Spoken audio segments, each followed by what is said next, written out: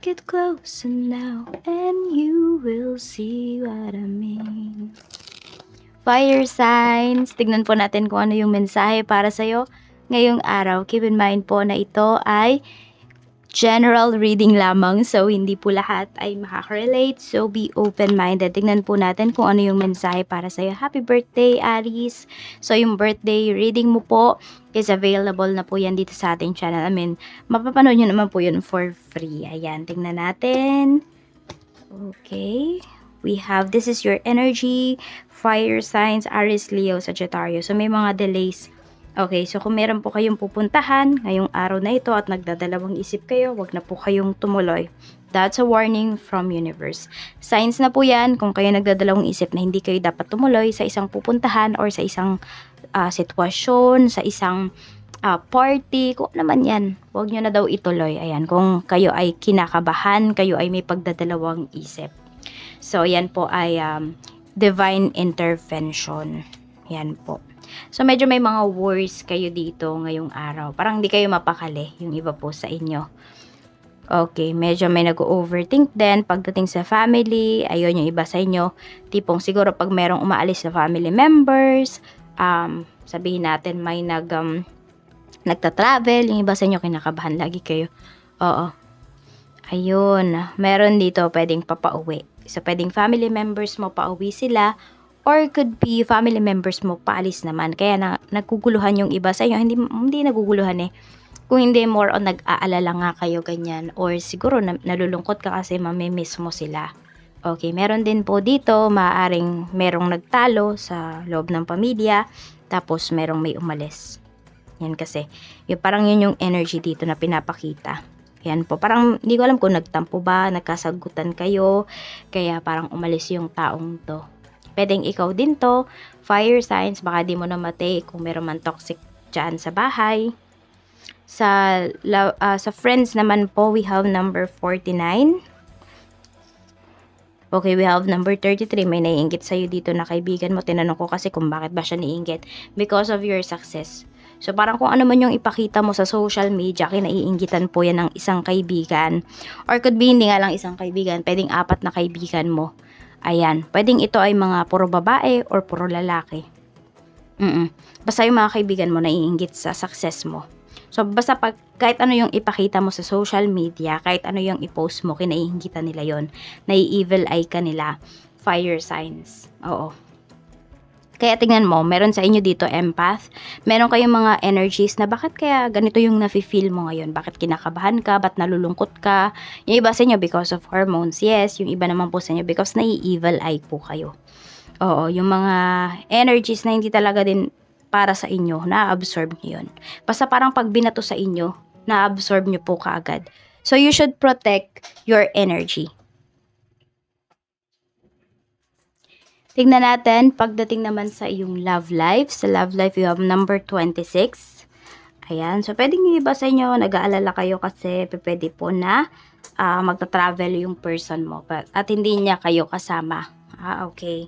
May invitation pala. So, yung iba kinakabahan kayo kasi pwedeng meron po dito is ipapakilala na kayo sa family. Or pwede rin na magpapakasal na yung iba sa inyo. Yes. Parang alam mo talaga na doon na po papunta yung relationship ninyo. Alam mo na mahal nyo yung isa't isa. Kaya lang po kasi, fire signs, medyo yung iba sa inyo pwedeng hindi pa kayo sigurado dito sa person ninyo. Yes, alam nyo na doon pupunta yung relationship kasi alam mo na seryoso yung person mo. Seryoso ka din naman. Kaya lang siguro ikaw yung ayaw magmadali dito sa relationship ninyo. Na teka lang, huwag muna nating i-next level yung relationship natin. Oo, yung iba po sa inyo, parang ganun kasi, nagdadalawang isip kayo because pwede po na may mga, masasagasaan po kasi na ibang mga sked po ninyo, parang ganun. Or ibang mga plans ninyo. So, kailangan makipag-communicate po kayo with your person kasi baka mamaya, kunwari, meron dito, nag-propose, ganun, tapos tinanggihan po ninyo, isipin niya, hindi mo talaga siya mahal. So, kailangan mag-usap po kayo. Kasi iba sa inyo, baka ma-corner kayo dito. Parang mag-propose ba sa inyo sa maraming tao. Kayo din naman, fire signs, kung kayo yung magpo-propose. Okay? Siguro wag muna yung maraming tao. Yung kayo lang muna. Kasi yung person mo, mukhang meron siya talagang mga goals pa. Tapos yun, baka hindi lang kayo magkaintindihan. Parang kapag pinilit mo yung gusto mo, kailangan parehas kayo dito ng desisyon. Tingnan natin kung ano pa yung mensahe pagdating naman po sa kaperahan. Okay, we have number 41. Nai-stress yung iba sa inyo ngayon. In terms of money, pwede po na marami kasing bayarin sa bahay. So, pwedeng sagot nyo po yun lahat, kaya kayo nai-stress. Okay, we have number 23. And yung iba rin po sa inyo because of wedding talaga. Ayan, yung iba sa inyo, pwedeng nai-stress kayo kasi meron dito, nagsanla ng alahas. Meron naman dito na i-stress kayo kasi baka, yun nga, meron dito magpapakasal tapos about sa wedding ring, medyo hindi nyo alam kung magkano ba yung budget ninyo or yung gusto ninyong ring ay hindi pasok sa budget. Pwede pong ganun. So more on, pwede rin na, yun nga, yung iba sa inyo, ayan, pinopost nyo ba yung mga alahas ninyo, fire signs, if meron kayong alahas. Oo, kasi pwedeng nai-evil ayan. Tignan mo, bumibigat yung ano mo, yung alahas mo. Parang napakabigat niya, parang ang hirap niyang suotin. Nai-evil eye siya. So, huwag nyo nang i-post. Okay, i-cleanse nyo na lang muna. Kung meron kayong insenso, kung wala naman, ipatong nyo po sa rock salt. Okay? Nang 24 hours, ganun yung gawin ninyo. Kasi yun, nai-evil eye talaga. Yan, parang nung pinost mo, nasanla mo ka agad. Kasi, di ba, takaw ano yan eh, takaw, 'di ba, sa mga magnanakaw, takaw 'yan dun sa mga inggit. So, alam niyo, pag may binibili kayo, siguro 'wag niyo munang i-post.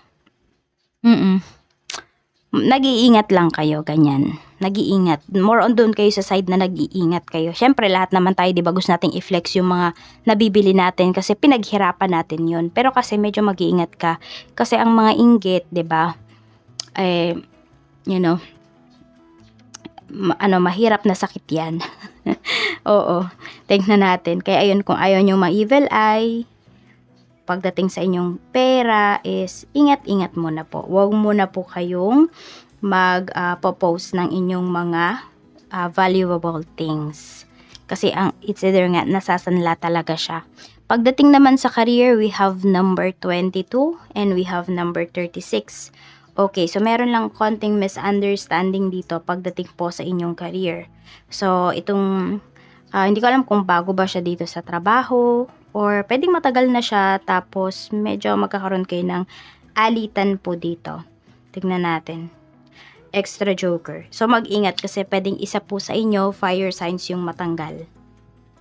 Oo, ganong extent po talaga yung pinapakita dito. At sinasabi ko lang po sa inyo kasi yan yung nakikita ko. Kaya mag-iingat kayo. Warning yan sa inyo ni universe. So, ayan, diba, kunwari, ngayong araw na to, you feel na parang ayaw mong pumasok ng trabaho. Pwede naman kung magagawan mo ng paraan yan. Pero kung kailangan talaga, diba, bawal ko na rin umabsent sa trabaho, pumasok ka. Pero, ingat ka na lang dun sa mga nakapaligid sa'yo. Parang, kontrolin mo talaga yung emosyon mo. Kailangan hindi ka maging emotional ngayong araw na ito. Tingnan naman natin sa business mo. We have number 20 and we have number 44. So, marami ba kayong pinagkakatiwalaan dito na family members, fire signs pagdating po sa inyong negosyo? Ayan po. Medyo wag daw muna kayong magtiwala. Hinay-hinay muna daw, sabi ni universe. Okay, may naluloko kasi sa'yo dito.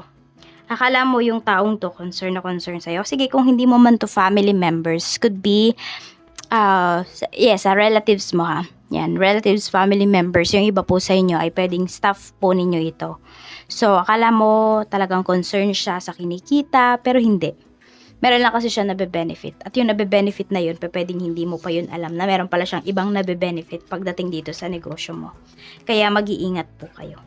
Ingat kayo sa mga pinagkakatiwalaan ninyo, even daw family members nyo pa yan, or could be relatives po ninyo.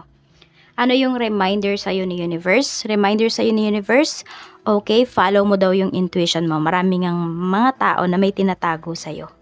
It's either feelings man yan, love pa yung tinatago nila sa'yo, hatred, inggit, mag-ingat po kayo. So, follow your intuition. Kapag may na-feel kayo na something, yung taong to, hindi to dapat pagkatiwalaan. Sundin nyo po yung intuition ninyo. Yan yung reminder sa inyo ni universe ngayon. So, ito po yung inyong mga lucky numbers. We have number 24, 23, 22, 52, 33, and 36. Ayan po. Maraming salamat po. Mag-iingat kayo always and more blessings to come, fire signs. Bye-bye!